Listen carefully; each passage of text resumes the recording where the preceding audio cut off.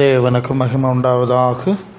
இந்த நாளில் மீண்டும் ஒரு முறை உங்களோடு சேர்ந்து தேவனை நோக்கி விண்ணப்பங்கள் வேண்டுதல்களை ஏறெடுக்கும்படியும் ஆவியானவர் நமக்கு தர்ற வார்த்தைகளை நம்ம ஊழியக்காரர் மூலமாக அவர் பேசணும்.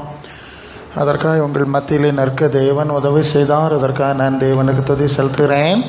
உங்கள் யாவருக்கும் இயேசுவின் நாமத்தில் அன்பின் வாழ்த்துக்கள். ஹல்லேலூயா, ஹல்லேலூயா. ஊழியக்காரர் ஜபத்தை நடத்தி கொண்டிருந்த போது அவர் நடத்தி கொண்டிருந்த ஒரு காரியம் என்னுடைய மனசில் கொஞ்சம் ஆழமாய் விழுந்தபடினாலே அந்த காரியத்திலிருந்து நம்ம செய்திக்குள்ளே போகலாம். பரிசுத்த ஆவியினாலே விசுவாசிகளும் ஊழியக்காரர்களும் சபையும் நிரப்பப்பட்டிருக்க வேண்டும். ஹல்லேலூயா.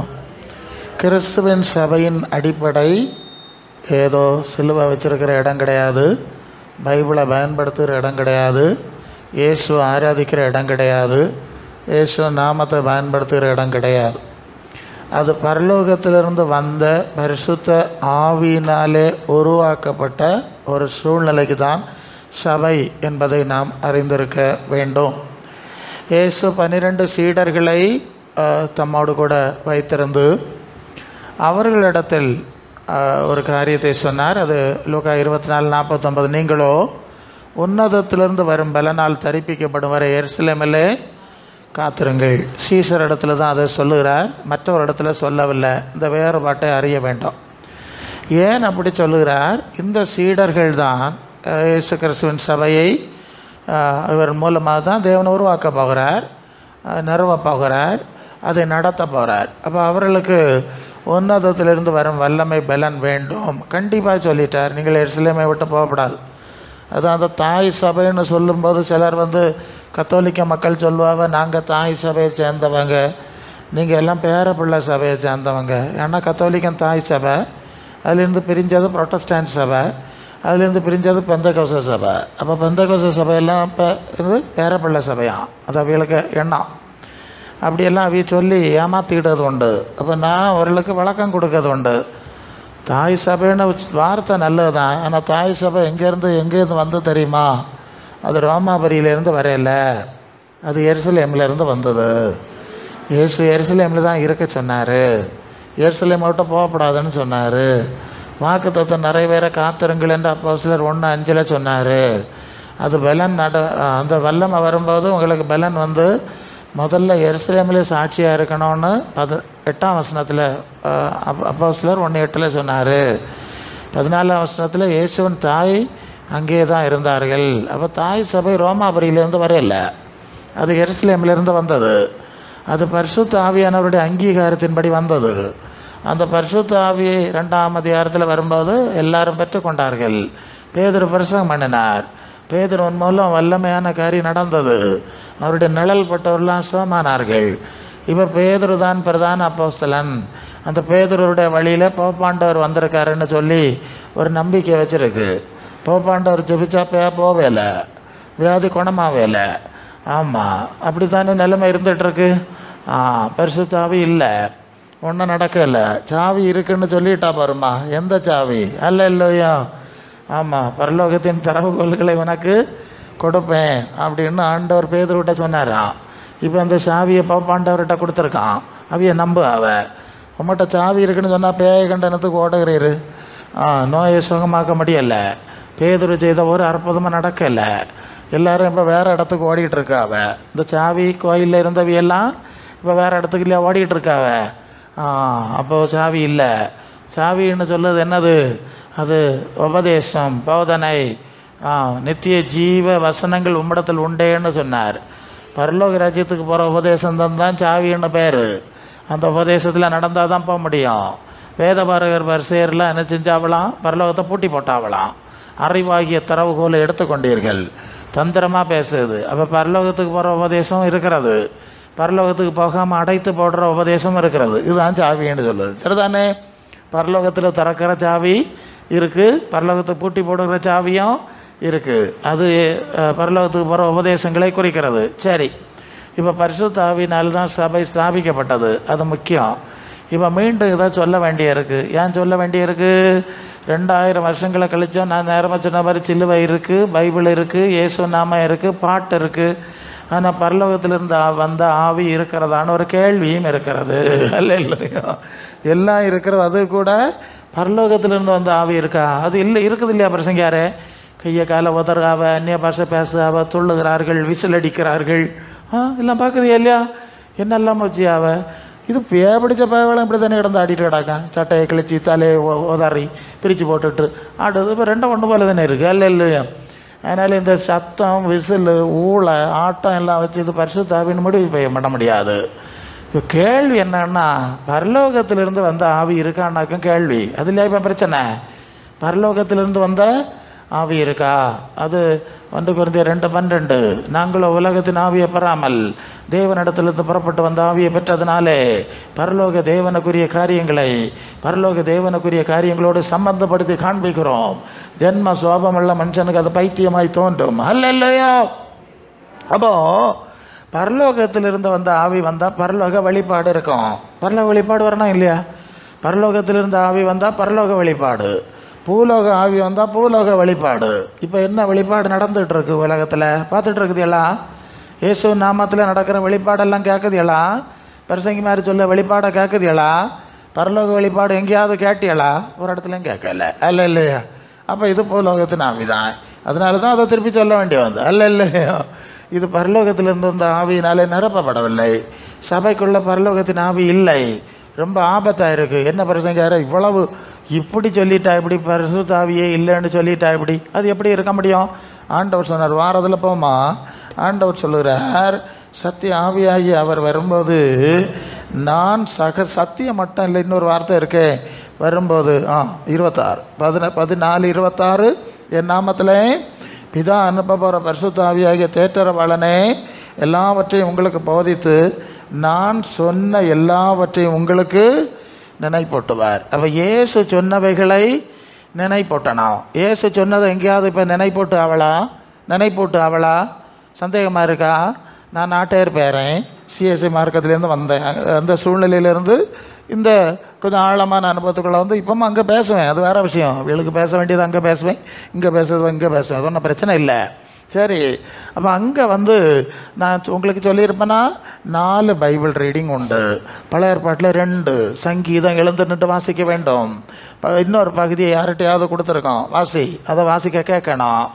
இயேசுநாதருடைய சுவிசேஷத்திலேருந்து ஒரு 10 வசனம் வாசிப்பார்கள். அது குருவானவர் பாஸ்டர் வாசிப்பார். எல்லாரும் எழும்பி நிற்கணும். நாங்கள் எல்லாம் எழும்பி நிற்கணும். நிருபத்தில் ஒரு பகுதி வாசிப்பார்கள். அதையும் யார்கிட்டையாவது கொடுத்துருக்கோம், கவனிக்கணும்.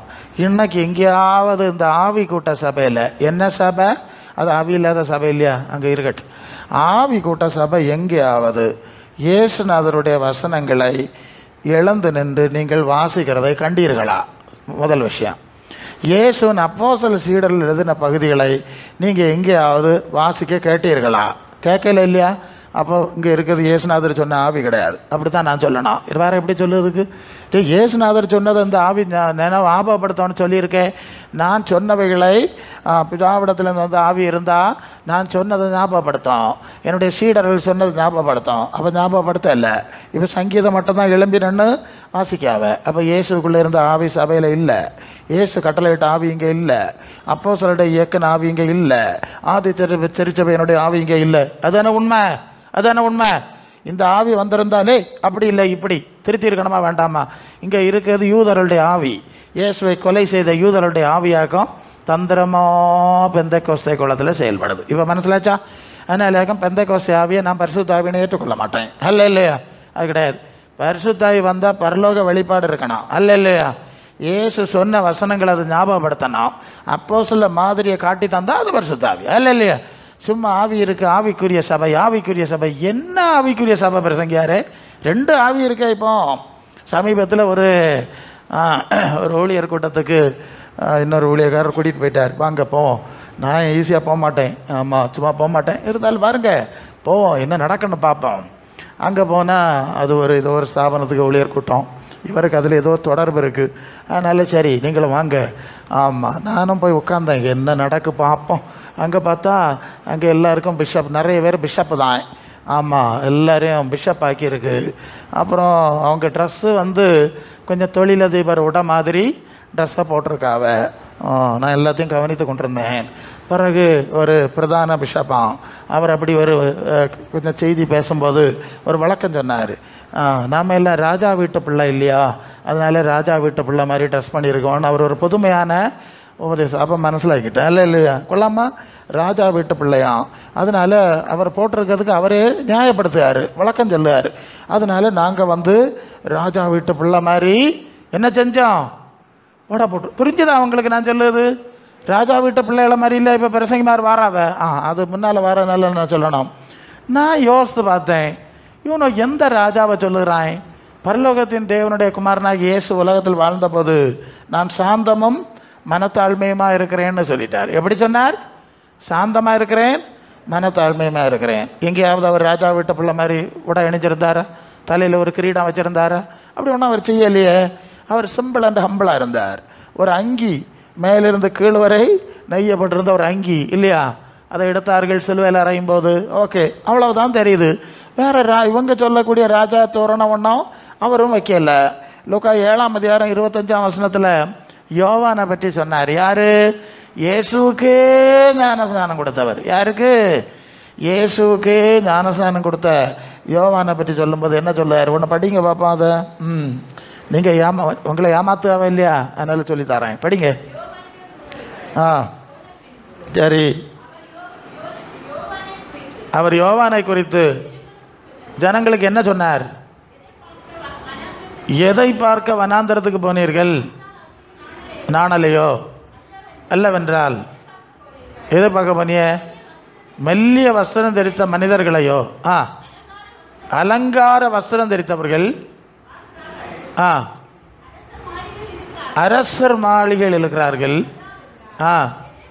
எதை பார்க்க போனிய? தீர்க்கதரிசியா? தீர்க்கதரிசியிலும் காட்டிலும் மேலானவனையே. சரி, போதும். கீழே நீங்கள் வாசித்தீங்கன்னா, சிறிய இடத்தில் பிறந்தவன் இடத்துல யோவானை பார்க்கிலும் பெரியவன் ஒருவனும் இல்லை. பார்த்துடுங்க, தீர்க்கதரிசிகளை விட மேலானவன். ஆமாம், உலகத்தில் பிறந்தவன்ல யோவானை பார்க்கிலும் பெரியவன் ஒருவனை இல்லை. இயேசுக்கே ஞானஸ்நானம் கொடுத்தவனாக்கான். யாரு அவன்? என்ன உடை அணிஞ்சிருந்தான் தெரியுமா? ஒட்டக மயிர் உடையும் அறையிலே வார்க்கச்சையும் கட்டியிருந்தான். சரிதானே? எல்லாம் வசனப்பட்டு தான் நேரம் போயிடும். உங்களுக்கு தெரியும், வனாந்திரத்தில் வாழுகிற மனிதன், காட்டுத்தேன் எல்லாம் ஆகாரமாக இருந்து என்ன உடை அவன்? நான் யோசித்து பார்த்தேன், இவனும் எந்த ராஜாவுக்கு குழந்தைன்னு சொல்லுவேன்? இயேசு ராஜா சிம்பிளாக வாழ்ந்தாருங்கிறத சொல்லிட்டேன். யோவானுக்கு இயேசுக்கு ஞானஸ்நானம் கொடுத்த யோவான் எப்படி வாழ்ந்தாருன்னோ இங்கே நம்ம பார்க்குறோம். 1 கொரிந்தியர் 4ஆம் அதிகாரம் 9 படிங்க, அதை தெரிஞ்சிருங்களா. எப்போ சொல்லுதான் அப்பப்போ அந்த சப்ஜெக்ட் வந்துட்டு. அப்போஸ்தலராகிய எங்களை எங்களுக்கு தோன்றுகிறபடி அப்போஸ்தலராகிய எங்களை மரணத்துக்கு குறிக்கப்பட்டவர்களை போல கடைசி கடைசி கடைசி கடைசி எல்லாரிலும் தாழ்ந்த நிலையிலே காணப்பட பண்ணினார். உலகத்துக்கும் தூதருக்கும் மனுஷருக்கும் வேடிக்கையானோம், கிறிஸ்துவ நிமித்தம் பைத்தியக்காரர், கிறிஸ்துவ புத்திசாலிகள், பலவீனர், பலவான்கள், கனவான்கள், நாங்கள் கனவினர், நீங்கள் கனவான்கள். நேரம் வர பசி, தாகம், வஸ்திரக்குறைவு, குட்டுண்டவர்கள், வேலை செய்து பாடுபடுகிறோம், வையப்பட்டு ஆசை வைக்கிறோம், துன்பப்பட்டு சகிக்கிறோம், தூசிக்கப்பட்டு வேண்டிக் கொள்கிறோம். நாள் வரைக்கும் உலகத்தின் குப்பை போல எல்லாரும் துடைத்து போடுற அழுக்கை போலவும் நானும். போதும். சரி, இது யாரு? இயேசுவின் அப்போஸ்தலர்கள். அப்போஸ்தலர்கள் தான் தேவனான ஒரு சபையில் அப்போஸ்தலர்களை முதலாவது ஏற்படுத்தினார். 1 கொரிந்தியர் 12:28. அப்போஸ்தலர்கள் தான் அந்த கிறிஸ்துவின் சபையில் அந்த உயர்ந்த ஆவிக்குரிய அந்தஸ்துக்குரியவர்கள். சரிதானே? அவர்களெல்லாம் இப்படி தான் இருந்தாங்க. அப்போ எனக்கு சந்தேகம் வந்து போச்சு. அப்போது யோவான் இப்படி இருந்திருக்கிறார், இயேசு இப்படி இருந்திருக்கிறார், அப்போஸ்தலர் இப்படி இருந்திருக்கார். இவனும் எந்த ராஜாவுக்கு அப்படி இல்லை? அல்ல இல்லையா? சரிதானே? ஆமாம், இயேசு சொல்லிட்டார்ல, யோவான் 18:36, 37. அவன் லாத்து கேட்குறான், நீ ராஜாவோன்னு கேட்டான். அல்ல இல்லையோ? அப்போ அவர் சொல்லுகிறார், நீ சொல்லுபடி ராஜா தான், ஆனால் என்னுடைய ராஜ்யம் இந்த உலகத்துக்குரியது அல்ல. சரிதானே? அப்போ நான் இந்த உலகத்தின் ராஜா இல்லை. ஏன்? அவருக்கு தலையில் தங்க கிரீடத்துக்கு பதிலாக முள்ளு கிரீடம், ஒரு சிவப்பான அங்கேயே மேலோடி போட்டு பாதி போட்டு கிண்டல் அடிக்கிறதுக்கு கொண்டு விட்டுருக்கு. பரியாசம், நீ ராஜாவா, உன்னை யூதனுடைய ராஜாவுன்னு சொல்லுனாலேயாக தலையில் முள்ளு கிரீடம் வச்சு கிண்டல் பண்ணது. இந்த லெவல்லையாக நிற்காரு. அப்போ மக்கள் கேள்வி, நீ ராஜாவான். அதுக்கு தான் ஆண்டவர் சொன்னார், இந்த லெவலில் பார்த்தா உனக்கு நல்லா தெரியும் நான் உலகத்துக்குரிய ராஜா இல்லைன்னு. எனக்கு ராஜ்யம் இந்த உலகத்துக்குரியதல்ல. அப்போ நான் யோசித்து பார்த்தேன், இவனை ராஜாவின் பிள்ளைங்கிறான், இவனுக்கு எந்த ராஜாவுக்கு பிள்ளை இல்லையா? லூக்கா 4:5 படிங்க. ஏன் இது உபவாச ஜபத்தில் தேவையானு கேட்க போறிய? அடுத்து வரும் பார்க்கலாம். பிசாசு அவரை உயர்ந்த மலையின் மேல் கொண்டு போய் உலகத்தின் ராஜ்யங்களை காண்பித்து, ஒரு நிமிஷத்தில் காண்பித்து, எல்லாவற்றின் மேலும் உள்ள அதிகாரம் மகிமை உமக்கு தருவேன், எனக்கு ஒப்பு கொடுக்கப்பட்டிருக்கிறது, எனக்கு இஷ்டமானவனுக்கு கொடுப்பேன், நீ என்னை படிந்து கொண்டால் எல்லாம். அப்போ இங்கே ஒரு ராஜா இருக்கான். இது யாரு? உலகத்தின் ராஜா. சரிதானே? தெரியணும் உலகத்தின் ராஜா யாரு, உன்னதத்தின் ராஜா யாரு என்கிற வேறுபாடு கண்டிப்பாக தெரியணும். அது யோவான் 14:30 இயேசு என்ன சொல்றார்? இதோ உலகத்தின் அதிபதி வருகிறான். அதிகமாக சொல்லு சரிதான், பேசுறதில்ல. உலகத்தின் அதிபதி வருகிறான், அவனுக்கு என்னிடத்துல ஒன்றுமில்லை. அப்போ உலகத்தின் அதிபதி நான் இல்லை, பிசாசுன்னு சொல்லியாச்சு. அது 2 கொரிந்தியர் 4:4 அதையும் படிச்சிருங்க. ஏன்னா அடுத்த புரிதல் உங்களுக்கு வேணும். கிறிஸ்துவின் மகிமையான சுவிசேஷத்தின் ஒளி அவிசுவாசிகளாயவர்களுக்கு பிரகாசமாக இராதபடி இந்த பிரபஞ்சத்தின் தேவனானவன் மனக்கண்களை குருடாக்கினான். அல்லேலூயா. இப்போ என்ன புரிஞ்சுக்கிட்டீங்க? உலகத்தின் ராஜா பிசாசு, இயேசுநாதர் பரலோகத்தின் ராஜா. அப்போ இவங்க எல்லாம் இப்போ உலகத்தின் ராஜாவுக்கு பிள்ளைகளாக இருக்கிறதுனால தான் உலகத்தின் காரியங்களை மகிமையாய் காட்டுகிறார்கள். சரிதானே? ஆமாம், உலகத்தின் ராஜாவாக பிள்ளைகளாக இருக்கிறதுனால தான் உலகத்தின் காரியங்களை மகிமையாக காட்டுகிறார்கள். ஆனால் உன்னதத்தின் ராஜா இயேசுவை ராஜாவாக ஏற்படுத்தியிருக்கிறார்.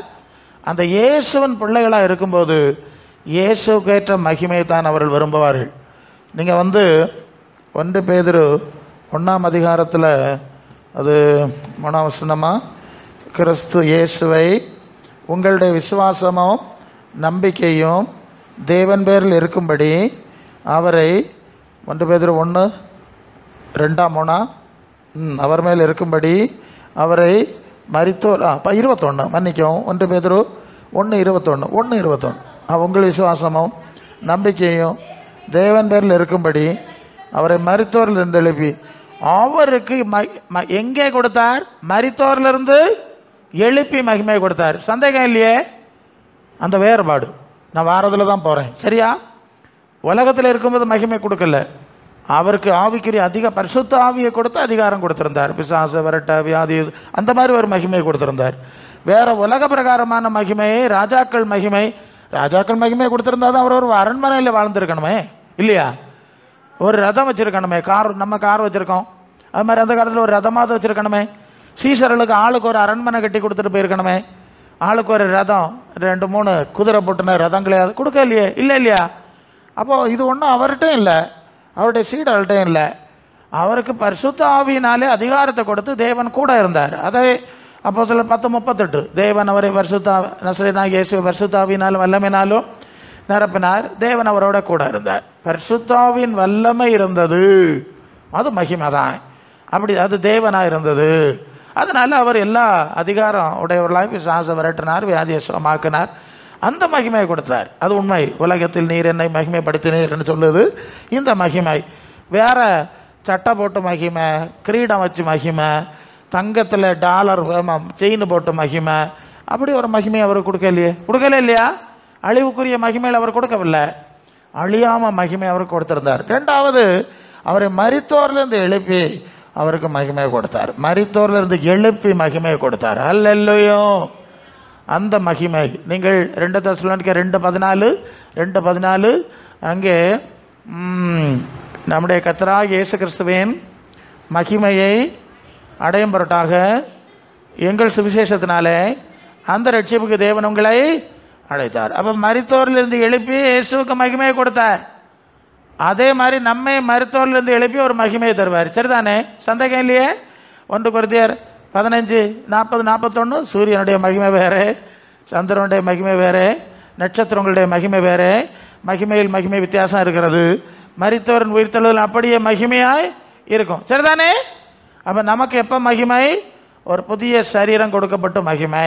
இயேசு உயிர்த்தெழுந்து அவர் இருக்கிற வண்ணமாய் அவரை தரிசிக்கிறதுனாலே புதிய சரீரம் கொடுத்த மகிமை. அந்த புதிய சரீரத்துக்கு ஆளாளுடைய கிரியை கேட்டபடி சுத்தம் 19:8 வெளிப்படுத்தல் 19:8 ஒரு சின்ன இன்ட்ரோடக்ஷன். சுத்தம் பிரகாசம் உள்ள மெல்லிய வஸ்திரம் தரித்து கொள்ளும்படி பரிசுத்தவான்களுக்கு அளிக்கப்பட்டது. அது பரிசுத்தவான்களுடைய நீதிகளே. அதுக்கப்புறம் மகிமை. இப்போ மகிமை என்னன்னு புரிஞ்சுதா? அப்போ பரலோகத்தின் தேவன், பரலோகத்தின் ராஜா அவருடைய பிள்ளைகளுக்கு கொடுக்குற மகிமை எங்கே இருக்கிறது? மரித்தோரின் உயிர்த்தெழுதலுக்கு பரவுகிறது. இங்கே இல்லை. இங்கே பரிசுத்த ஆவியினால் உண்டாகிற அதிகாரம், வல்லமை, மகிமை, அவ்வளோதான். வேறு மகிமை நம்ம மகிமைன்னு சொல்ல முடியாது. ஆனால் இவர்கள்ட்ட இந்த பரிசுத்த ஆவி இல்லை. என்னது இல்லை?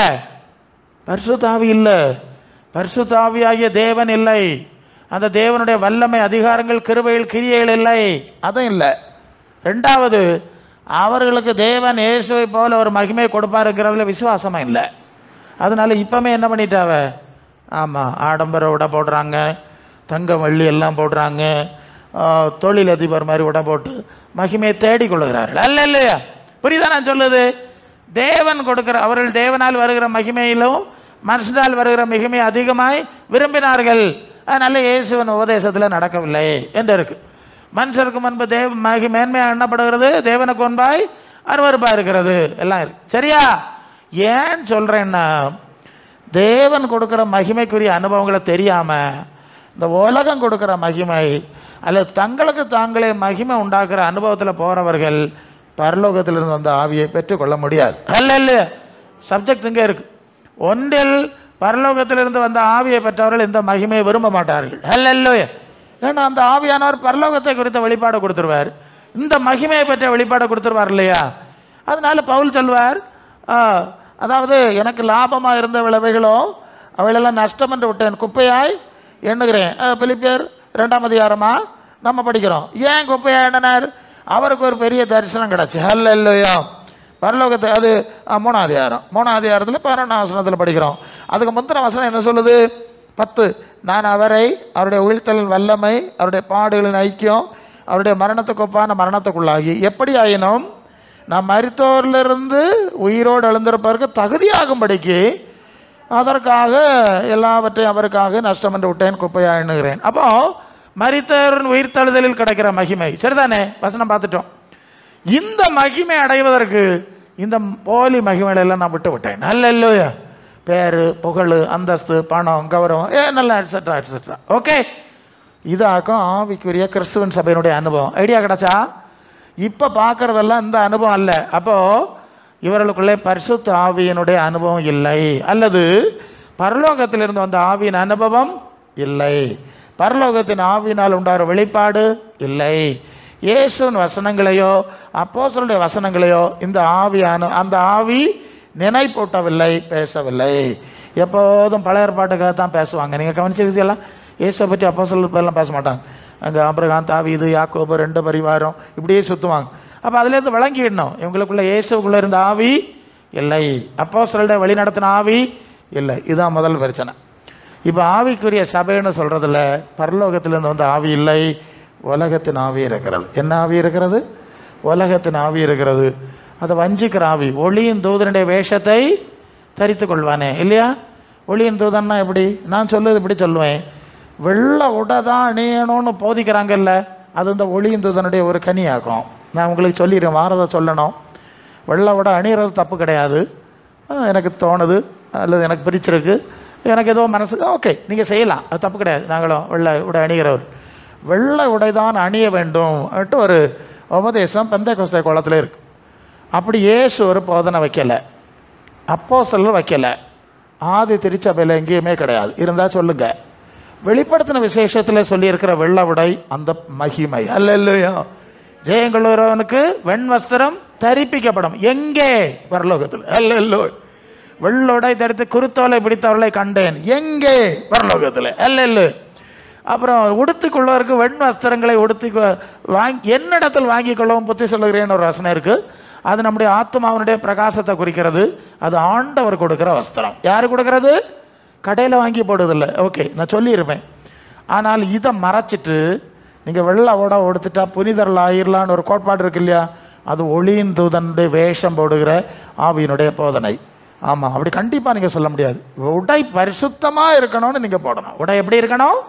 பரிசுத்தத்துக்கு எதுவாக இருக்கணும்? இடரலற்றதாக இருக்கணும். தாழ்மைக்கு எதுவாக இருக்கணும்? சரியா? தாழ்மை இடரலற்றது, பரிசுத்தம், அந்த உடை தான் இங்கே சொல்லியிருக்கு. வேற உடைகள் நமக்கு பேசலை, அப்படி பைபிளில் இல்லை. இந்த பெந்தெக்கோஸ்தே கோலத்தில் அப்படியே ஒரு உபதேசத்தை கொண்டு வந்தான். அதுக்கு என்ன காரணம்னா, நான் சொல்லுறது கொஞ்சம் புரியும், உங்களுக்கு புரியறதுக்கு சொல்கிறேன். என்ன பிரசங்கியாரு, எவ்வளோ சபை இருக்குது, இது உமக்கு மட்டும்தானே அந்த வெளிப்பாடுன்னு நீங்கள் கேட்க போகிறீங்க. ஆமாம், நிறைய பேர் செஞ்சுட்டு அவனு சரியாயிடணும் இல்லை, அதான உலக வழக்கம். எனக்கு அந்த பிரின்சிபல் கிடையாது.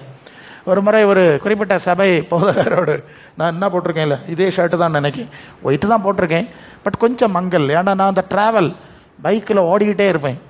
காலையில் ஞாயிற்றுக்கிழமை எல்லாம் 6 மணிலேருந்து இறங்கி ஓடிடுவேன். வாரம் முழுசும் பைக்கில் ரன்னிங் தான். ஸோ அதனால் எனக்கு இந்த மழை இது இழக்கப்படுறதுனால இப்படி வச்சுருக்கேன். சில இடத்துல போனால் முன்னால் வேறு சட்டை மாற்றணும், இப்படியெல்லாம் உண்டு. இதுதான் போடுது. அப்போ அவர் என்னுடைய பிரசங்கத்தை கேட்டார், நல்லா இருந்து அவருக்கு பிடிச்சிட்டு. அவர் ஒரு காரியம் சொன்னார், இந்த வெள்ளை கூட அவருக்கு பிடிக்கல. அவர் சொல்கிறார், நீங்கள் வெள்ளை பியூர் ஒயிட் சுத்தமான வெள்ளை போட்டியல்னா எங்கள் சபையில் உங்களை பயன்படுத்துவோம், கொள்ளாமா? எனக்கு தூக்கி வாரி போட்டு ஒரு கள்ள பயம் வருவான், வெள்ளையும் போட்டுட்டு வந்தால் நீங்கள் ஏற்றுவீங்க. என் செய்தி நல்லா இருக்குது, எல்லாம் கரெக்டாக இருக்குது, இது கொஞ்சம் மங்கலாக இருக்கான், கொள்ளாமா? என் சட்டை கொஞ்சம் மங்கலாக இருக்கா அப்படின்னாரு. அப்போ நான் கேட்டேன், பாஸ்டர் பைபிளில் அப்படியே உபதேசம் இல்லையே, அது எங்கள் சபையில் அப்படி இருக்குது அப்படின்னு அவருக்கு காரியம் சொன்னார். அப்போ நான் கேட்டேன், நீங்கள் வெள்ளை தான் போடுவீங்களா பாஸ்டர்? ஆமாம்மா, நாங்கள் எல்லாம் வெள்ளை தான் போடுவோம், ஜிப்பா கழுத்து இல்லாத ஜிப்பா தான் போடுவோம், வெஷ்டி ஜிப்பா தான் போடுவோம். ஓஹோ, ரைட். அப்போது அவங்க எல்லாம் குடும்ப செலவு தான் பாஸ்டர் மாதிரி. பாஸ்டர் எல்லாம் முழுக்கை தான் போடுவீங்களா? ஆமாம். உங்கள் மனைவி மாதிரிலாம் எப்படி போடுவாங்க? அவையா இறக்கை தான் போடுவாங்க. ஓ, அப்போ ஆணா பிறந்தவனுக்கு நிறைய உடை வேணும், பொம்பளைகளுக்கு கொஞ்சம் உடை வேணும். இதுதான் உங்கள் சபை ஸ்தாபனம் எடுத்துட்டு உபதேசமோ நடத்திட்டார். ஸ்டாப்பிடு, ஒழுங்காக உடம்போட படியும் போய் முதல்ல புறம் வெள்ளையா பச்சான்னு நமக்கு யோசிக்கலாம் இருந்தா இல்லையா? இப்போ புரிஞ்சு அவங்களுக்கு இந்த அசுத்தாவினுடைய தந்திரம். முதல்ல நீங்கள் வந்திருந்தால், நீங்கள் அப்படி வந்துட்டுங்க வந்திருந்தாலாவது நமக்கு சரிப்பா இருந்து போட்டு சொல்லு, நம்ம வெள்ளை எதிரி கிடையாது, நான் வெள்ளை போடுறவன் தான். ஆனால் அந்த ஆர்கியூமெண்ட்டை கேட்டபோது எனக்கு உடனே மனசிலாச்சு, அசுத்தாவி. இல்லை உங்களுக்கு புரியுதா? ஏன் பேசுகிறேன்னு தெரியலையே, நான் என்ன எடுக்கணும்னு நினைக்கல. பரிசுத்தாவி அல்ல, இது வஞ்சிக்கிற ஆவின்னு புரியறதுக்கு தான் அந்த பரிசுத்தாவின்னு போட்டோன்னே அந்த சப்ஜெக்ட் என் மண்டைக்குள்ள அப்படியே மைண்டில் நின்றுட்டு, அதனால் நான் அதில் இருந்து வாரதில் போகிறேன். அதனால் இந்த கூட்டம்லாம் பரிசுத்தாவி கூட்டம்னு நினைக்கக்கூடாது. பரிசுத்தாவி வந்தால் பரலோக வழிபாடு இருக்கணும். பரிசுத்தாவி வந்தால் இயேசுவும் அப்போஸ்தலர் போதித்தது நினைப்பூட்ட வேண்டும். பரிசுத்தாவி வந்தால் தேவன் விரும்புகிற பரிசுத்தத்துக்கு ஏதுவாக நடத்தணும். இல்லையா? பெந்தெக்கோஸ்தே பரிசுத்தம் பேசலை, சிஎஸ்ஐ பரிசுத்தம் பேசலை, இன்னும் தெளிவாக சொன்னால் கிறிஸ்தவ மார்க்க பரிசுத்தமே பேசலை, பரலோக தேவனுக்கு ஏற்ற பரிசுத்தம். அல்ல, அந்த வார்த்தை அப்படி தான் சொல்லல. உங்களை அழைத்தவர் பரிசுத்தம் உள்ளவர்களாக இருக்கிறது போல நீங்கள் உங்கள் நடவடிக்கைகள் எல்லாவற்றிலும். அப்போ யாருக்கு ஏற்ற பரிசுத்தம்? நம்ம அழைத்தவர் படைத்தவர் அவருக்கு ஏற்ற பரிசுத்தம் சொல்லியிருக்கு. அதனால இந்த ஆவியை குழப்பம் பிடிச்ச ஆவிங்கிறதுக்காக தான் விளக்கம் தந்துட்டு இருக்கிறேன். இதெல்லாம் பரிசுத்தாவின் நம்பாதுங்க. பரிசுத்தாவி வந்தால் அது இங்கே இருக்குது, சிலருக்குள்ளே இருக்கலாம், நான் எல்லாருக்குள்ளே இல்லைன்னு நான் சொல்லலை. அவங்களுக்குள்ள பரிசுத்தாவி வந்தால் பரலோக சிந்தை வந்துடும், கனி மாறிடும், குணம் மாறிடும், எல்லாமே மாறிடும். எல்லாம் வெறும் வெள்ளை அடிக்கப்பட்ட கல்லறைக்கு பார்த்து நீங்கள் பரிசுத்தாவின்னு நீங்கள் நம்பிடக்கூடாது. இது ஒரு மோசடி, இது உலகத்தை ஏமாத்துறதுக்கு செய்கிறது. பரலோகத்தில் போகும்போது அவர் தான் நமக்கு மகிமை தரணும், நம்மளா மகிமை போட்டு காட்ட முடியாது. நான் வெள்ளை அடிச்சிட்டேன். சிலர் சொல்கிறாங்க பரலோகத்தில் செய்யப்படுகிறது இல்லை பூமியிலேயும் செய்யப்படணுமா, அங்கே வெள்ளை வஸ்திரம் இருக்கான். அங்கே பரலோகத்தில் தேவன் இல்லையா வெள்ளை வஸ்திரம் தாராரு, ஆண்டவர் தர்றது இல்லையா? இங்கே நீ இல்லையா வாங்கி போட்டிருக்க, கடையிலேருந்து இல்லையா வாங்கி போட்டிருக்க? பரலோகத்தில் கக்கூஸ் கிடையாது, நீங்கள் கக்கூஸ் கட்டுவாய். பரலோகத்தில் கல்யாணம் கிடையாது, இங்கே இருந்து கல்யாணம் பண்ணா நீ. பரலோகத்தில் பரலோகத்துக்குரிய சித்தம், பூலோகத்துக்கு பூலோகத்துக்குரிய சித்தம். சின்ன பிள்ளைன்னா சின்ன பிள்ளைக்குள்ள காரியம், வளர்ந்தவனுக்கு வித்தியாசம் இல்லையா?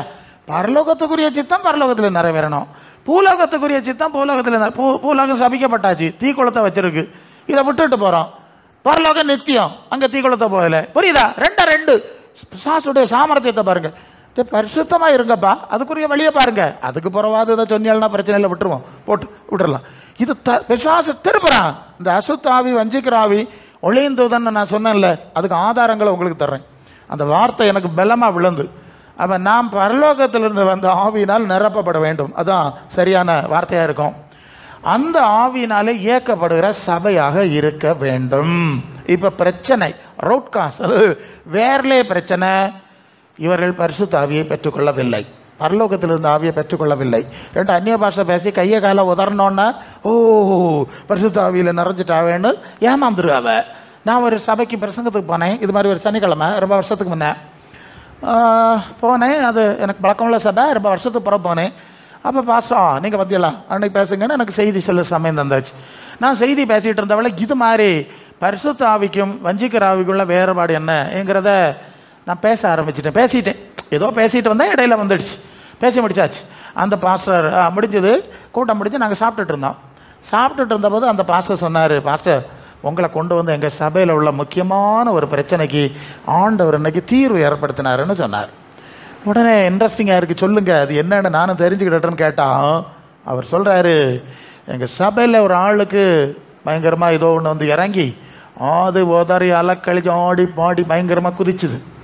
அப்போ எல்லாரும் பரிசுத்த ஆவி அக்கினி அபிஷேகம்னு நினச்சிக்கிறாங்க. அப்போ இவர் சொல்கிறாரு, நான் என் சின்ன வயசுலேருந்தே எங்கள் அப்பா, அவருக்கு தாப்பனாரும் ஊழியக்காரர், எங்கள் அப்பா ஊழியம் ஆரம்பித்த காலத்துலேருந்து அந்த சின்ன வயசுலேருந்தே எங்கள் அப்பா கூட இந்த ஊழியங்கள் எல்லாம் நான் போய் பழக்கப்பட்டவன்.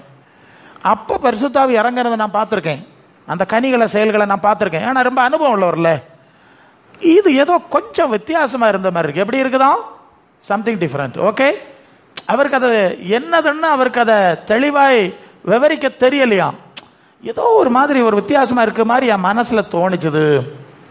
நான் வச்சுக்கிட்டேன். சாயங்காலம் ஒரு தாயார் வந்தார்கள்.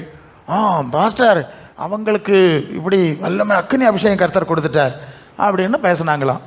இவருக்கு மனசில் இருந்ததை இயல்பாக சொல்லிட்டார், எனக்கு என்னமோ கொஞ்சம் சந்தேகமாக இருக்குது, இது என்னத்தை அப்படின்னு டக்குன்னு போட்டார். உடனே அந்த தாயார் சொன்னாங்களா, அப்படியெல்லாம் நீங்கள் சந்தேகப்படப்படாது, அக்கினி அபிஷேகத்தை ஆண்டவர் கொடுத்துருக்காருன்னு அந்த தாயார் பாஸ்டருக்கு விளக்கம் சொல்லுது. உடனே இவர் பார்த்தாரு, இனி இப்போ கூடுதல் சொன்னால் இவ போய் அங்கே போய் சொல்லுவா, என்னது பாஸ்டர் வித்தியாசமாக இருக்கு அப்படின்னு சொல்லிட்டாருன்னா பிரச்சனை ஆயிரும். சபை நடத்துறதுல எங்களுக்கு நிறைய ப்ராப்ளம் இருக்குது. ஸோ அதை ஸ்டாப் பண்ணிடுச்சார். இவருக்கு மனசில் நெருடல், இது என்னது கொஞ்சம் ஏதோ சம்திங் அவருக்கு தெரில, விளக்கம் தெரில. இந்த நேரம் பார்த்து நான் போயிட்டேன், திடீர்னு எதிர்பாராமல் போனது. ஆவியானவர் ரெண்டையும் பற்றி விளக்கமாக பேசிட்டார். அவர் சொன்னார், போதும் பாஸ்டர், இனி அவங்களே பார்த்துடுவாங்க. இல்லையோ சரிதானா? வெந்தயக்கோசாய் பரிசுத்த ஆவி கிடையாது. அது வித்தியாசமாக எல்லாம் தந்திரமாக நிறைய பேசுது. இந்த காலத்தில் ரொம்ப மோசம். ஆமாம், முன்னால் இதெல்லாம் ஆண்டவருக்கு பிரியமில்லைன்னு பரிசுத்தாய் பேசிச்சு, அதெல்லாம் இப்போ ஒன்றும் இல்லைன்னு சொல்கிறாங்கல்ல, பார்த்துட்டு இருக்கிறீங்கல்ல, அப்படிலாம் இருக்குது. ஏகப்பட்ட காரியம் இருக்குது. சொன்ன நேரம் போயிடும், நான் போயாச்சு, எனக்கு வந்துகிட்டே இருக்கேன் ப்ராப்ளம். ஸோ பரிசுத்த ஆவியினால் நாம் நிரப்பப்படணும். பரலோகத்திலிருந்து வந்த ஆவி, அந்த பரலோகத்தின் வந்த ஆவியினால் நாம் நடத்தப்பட வேண்டும். என்னைக்கு ஒரு நாள் பரிசுத்தாய் பெற்றிருப்பீங்க, ரெண்டு கையை கால உதறி இருப்பீங்க. அப்புறம் ஆவியானவர் நடத்துகிற மாதிரி நடக்க மாட்டீங்க, கீழ்ப்படிய மாட்டீங்க. அப்போ அவர் ஆவியை துக்கப்படுத்தும் போது அவர் வெளியே போயிடுறதுக்கு சான்ஸ் இருக்குது. அப்புறம் வேறு ஆவி உள்ளே வந்துடும். நீங்கள் ரொம்ப ஆண்டவரை அசட்டை பண்ணி வசனத்தெல்லாம் அசட்டை பண்ணி போனால் அந்த ஆவி போயிடும், வேறு ஆவி வந்துடும். அதுவும் கையை காலை உதறிட்டு இருக்கும். உங்களுக்கு வந்திருக்கிறது அசுத்தாவின்னு தெரியாது. எப்படி தெரியும்னா கனிகளினாலே அறிவீர்கள். இல்லையோ, பரலோக சிந்தையே கிடையாது, ஆவிக்குரிய சிந்தை கிடையாது, உலகத்தில் தான் போகுது, வெறும் மாம்சத்தில் தான் போகுதுன்னா நம்ம ஆவியை குறித்து சந்தேகப்பட வேண்டியது. இல்லையா, வேறு வழி இல்லை. இப்போ பெந்தேகோஸ்தே சபை இப்படி கிடந்து அலக்கழிஞ்சிட்டு கிடக்கு. எப்படி இருக்குதான்? ஆவியின் கனிகள் இல்லாமல் அலக்கழிஞ்சிட்டு இருக்கு. ஸோ ஆகவே பரலோகத்திலிருந்து வந்து ஆவியை பெற்றுக்கொள்ள வேண்டும். அந்த ஆவிக்கு அடங்கி நடக்கணும். அடங்கி நடத்தாதான் அடுத்த கட்டத்துக்கு நம்ம ஆண்டவர் கொண்டு போக முடியும். இல்லையா, நம்ம அந்நிய அக்கினி, அந்நிய ஆவி, அந்நிய அனுபவத்தோடு இருந்தால் பரலோகத்தை தேவனோடு நமக்கு இணைப்பு ஏற்படாது. இல்லையா, பரலோகத்தின் தேவன் ஆவியாக இருக்கிறார், யோவான் 4:24. அந்த ஆவியும் நமக்குள்ளே இருக்கிற ஆவியும் இணைக்கப்பட வேண்டும். சரிதானா?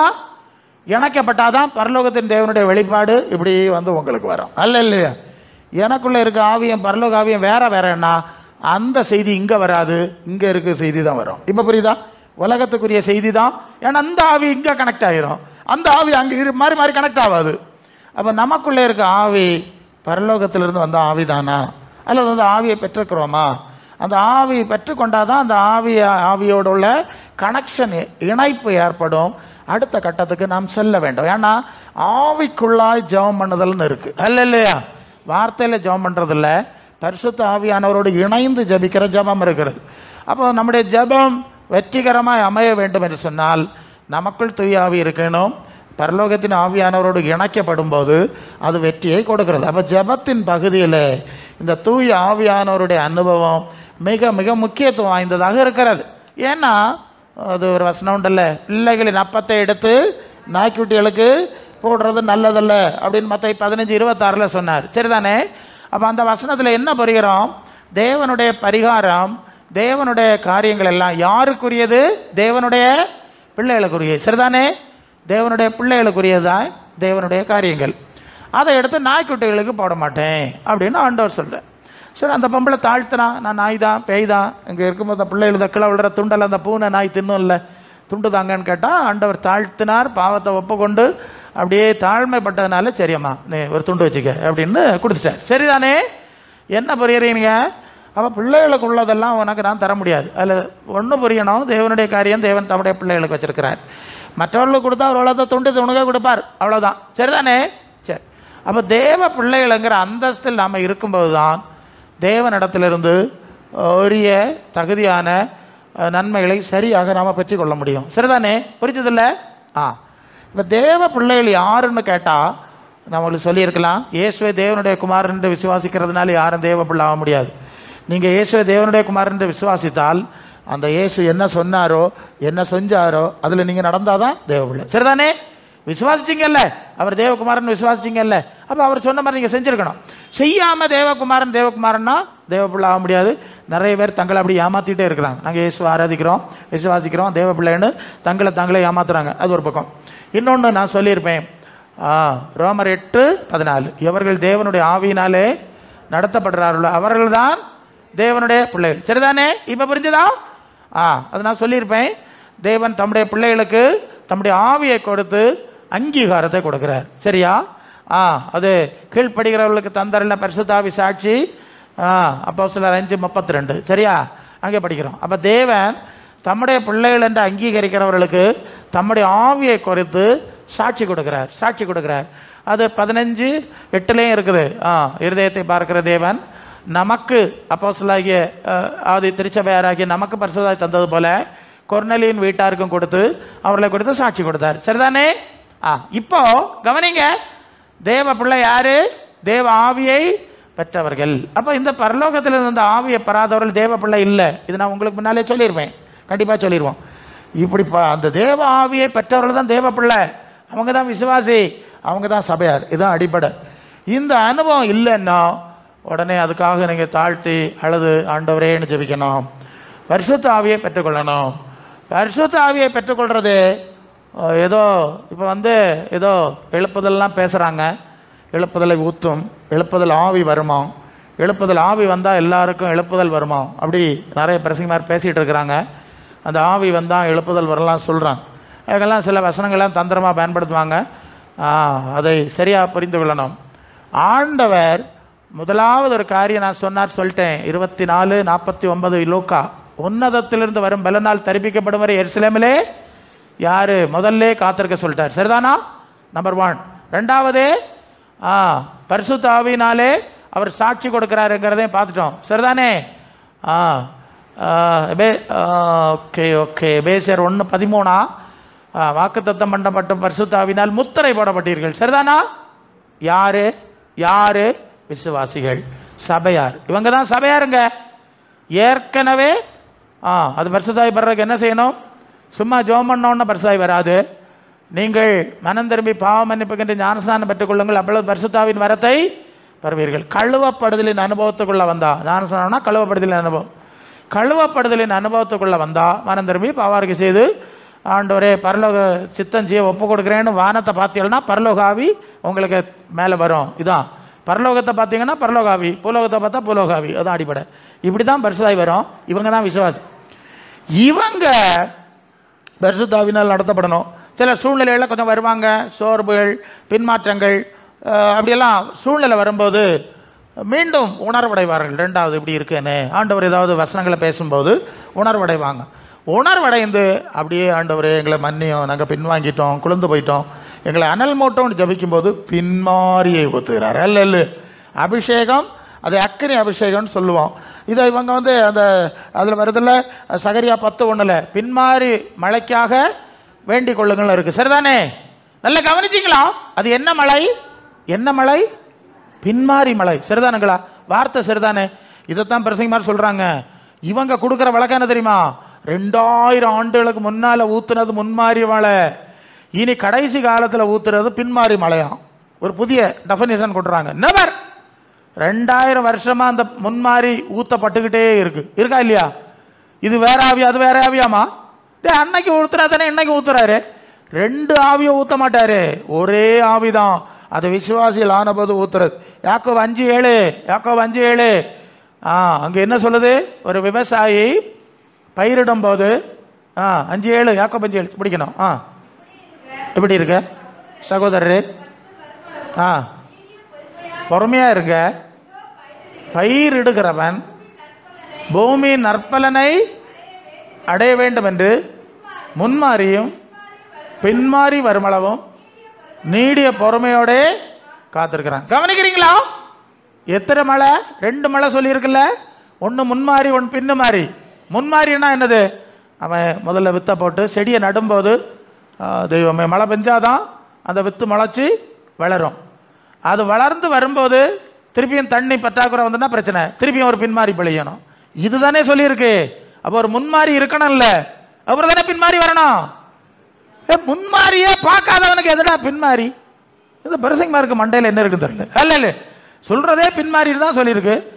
ஏற்கனவே ஒரு ஆவி ஆதி திருச்சபையில் ஊத்தியாச்சு, அது நடந்துகிட்டே வேற இருக்கு. அப்போ இந்த ஆவி பெற்றவனுக்கு தானே பின்மாரி. இவங்க அப்படி சொல்லலை. நீ மனந்திரும்பாண்டோம், குணப்படாண்டோம், அப்படியே இரு, அவரே ஆவியை ஊற்றி எல்லாம் பார்த்துக்கிடுவார். அப்படிதான் எழுப்புதலை கொண்டு போறாங்க. தப்பு. அப்படி ஆவியை ஊற்ற முடியாது. ஊத்தணும்னா பாத்திரம் கழுவப்பட்டாதான் ஊற்ற முடியும். பால் வாங்கினோம்னா பாத்திரத்தை கழுவி காய வைக்கணுங்க. வேஸ்ட் வாட்டர் விடுறதுக்கு அந்த கழுவ மாட்டீங்கல்ல, இந்த வேஸ்ட் வாட்டர் பாத்திரத்தில் யாருங்க பின்மாரி ஊத்துறது? புரியுதா சொல்றது? முதல்ல கழுவப்படு, மனந்திரும்பி குணப்படு, அப்ப முன்மாரி கிடைக்கும், முதல் மாறி கிடைக்கும். அப்புறம் அந்த மாறியில ஒழுங்கா போ, அப்படி போவோம். அதான் முதல் அபிஷேகம், அக்கினி அபிஷேகம்லாம் சொல்லுவாங்க. அது ஒரு அளவு கொடுத்தாரு. கொஞ்சம் போனீங்க ஆண்டவரே, கொஞ்சம் தந்தீங்க, இதை விட இன்னும் கூடுதல் பலம் தேவை இருக்குன்னா பலத்தின் மேல் பலன் கொடுக்க போறாரு. சரிங்களா?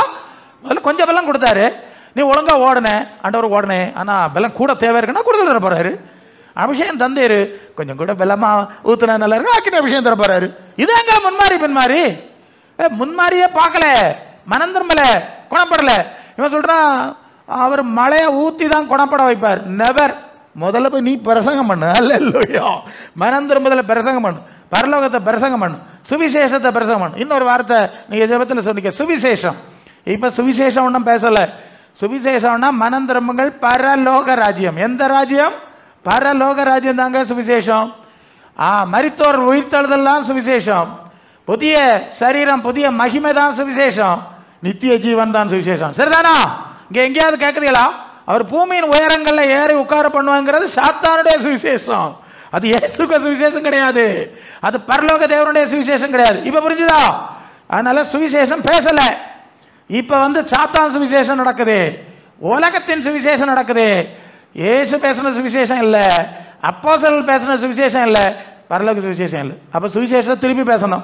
எனக்கு ஆண்டவர் தந்த வேலை அதுதான். இதான் எல்லாம் திருப்பி பேசணும். ஒன்றில் இருக்கு எல்லாம் திருப்பி பேர். எந்த சுவிசேஷம் பேசுகிறாய், எந்த சுவிசேஷம் நம்புகிறாய், எந்த ஆவியை பெற்றாய்? அல்ல இல்லையா?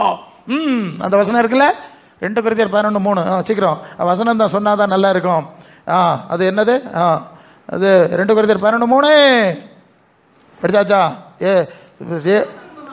சர்ப்பமானது தந்திரத்தினாலே ஏவாளை வஞ்சித்தது போல உங்கள் மனசும் கிறிஸ்துவை பற்றிய 2000 வருஷத்துக்கு முன்ன பரலோகத்திலிருந்து வந்த கிறிஸ்துவை பற்றிய உண்மை சுவிசேஷத்தின் என்று விலகும்படி கெடுக்கப்படுமா என்று பயந்திருக்கிறேன்.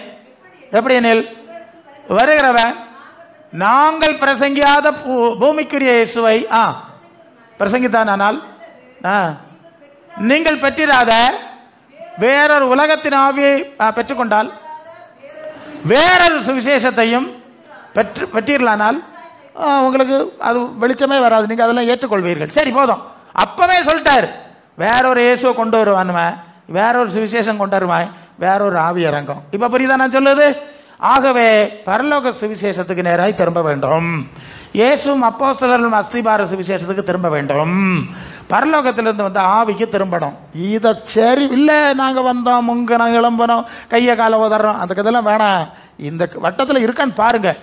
அதில் பலப்படும் போதுதான் ஆவியானவருடைய வல்லமையான வைராக்கியமான கிரியைகளை எதிர்பார்க்க முடியும். அல்லோ நான் ஜபத்தில் சொன்னீங்க, கர்த்தர் அப்படிப்பட்டவர், அவர் வழங்குகிறார், அவர் சத்தம் போடுறார், அவர் உடைக்கிறார், நொறுக்கிறார், எல்லாம் சரிதாங்க.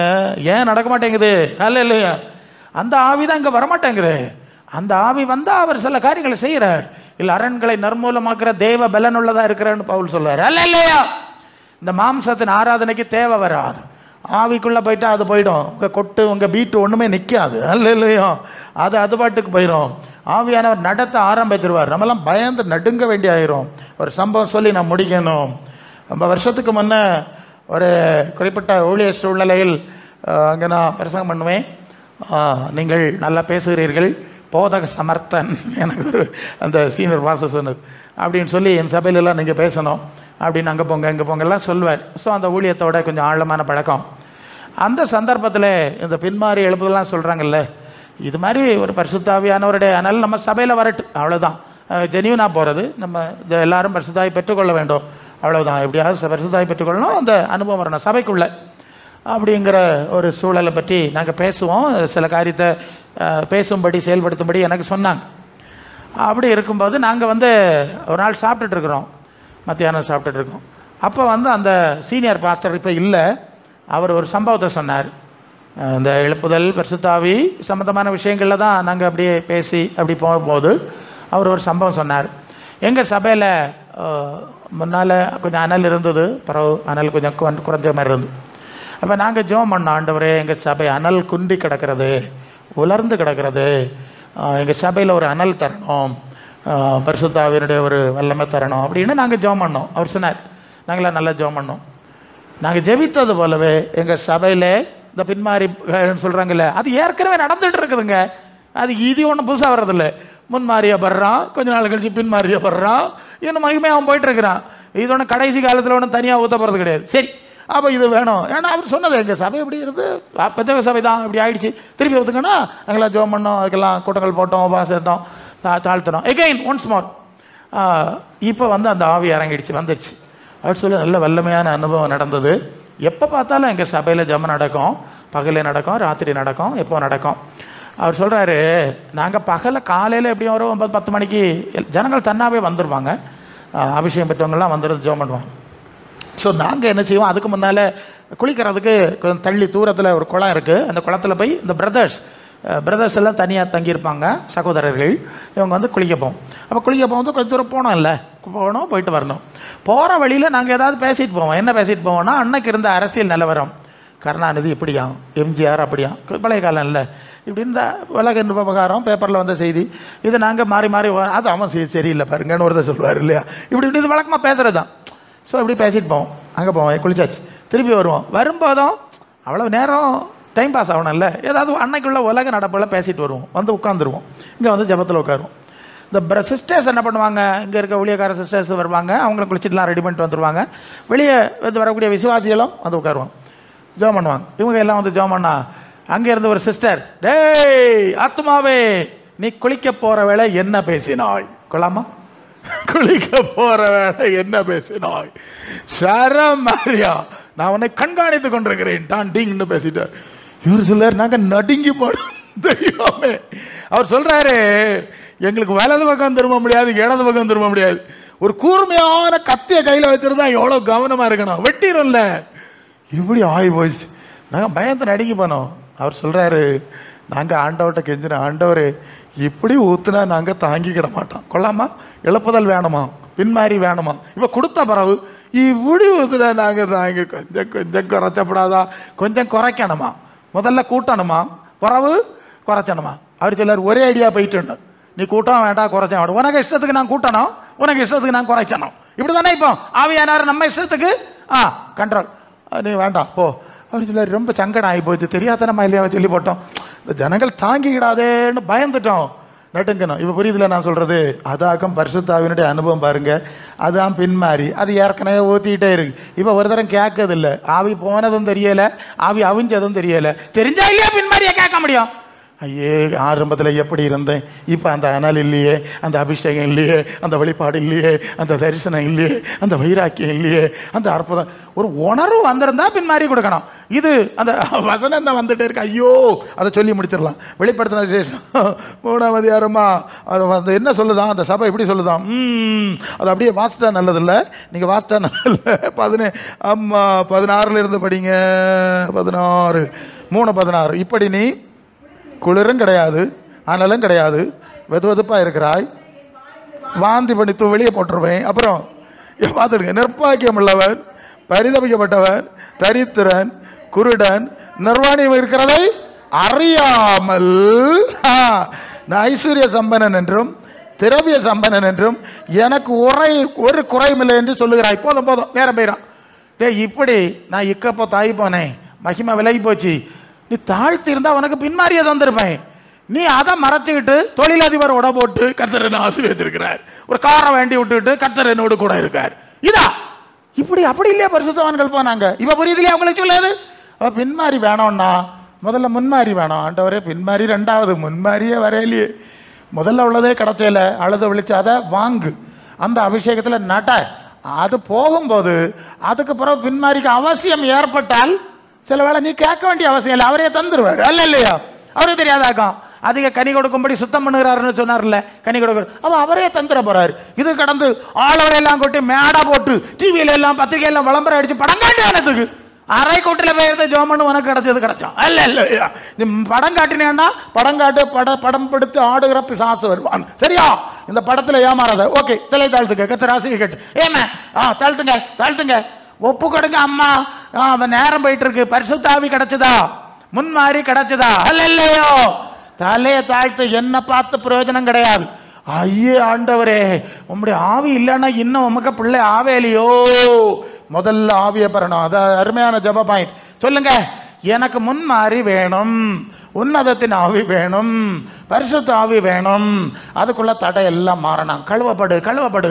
தண்ணியில முக்கினாலும் அந்த ஆவி கிடைக்காது, கழுவப்பட்டவர்களுக்கு தான் கிடைக்கும். அதுக்கு ரகசியம். அல்ல இல்லையோ? கழுவப்படு. உலகத்தின் எத்தனையோ காரியம் ஆண்டவர் பேசிடுவாரு. ஜெபிங்க ஜெபிங்க. இப்ப மட்டும் இல்ல, நீங்க ஜெபிச்சுக்கிட்டே இருக்கணும். கூட்டம் முடிஞ்ச அப்புறம் ஜெபிச்சுக்கிட்டே இருக்கணும். பண்டெல்லாம் அப்படிதான். கூட்டம் முடிஞ்சு போக வேண்டியவையா போவாவ. இந்த கேட்டா பிரசங்கியாரே இப்ப முன்மாரியே இல்லையே, அப்ப என்ன ஏது? அப்ப இன்னைக்கு சோறது நான்டான், வீட்டுக்கு போட்டான், நான் ஜோ பண்ணேன் ஜோ அப்படின்னு இருப்பாவ. நீங்க ஜெபிச்சுப்பீங்க. அல்ல இல்லையோ? ஷீமா நம ரஷா கபா லட்டிகா அனிஷா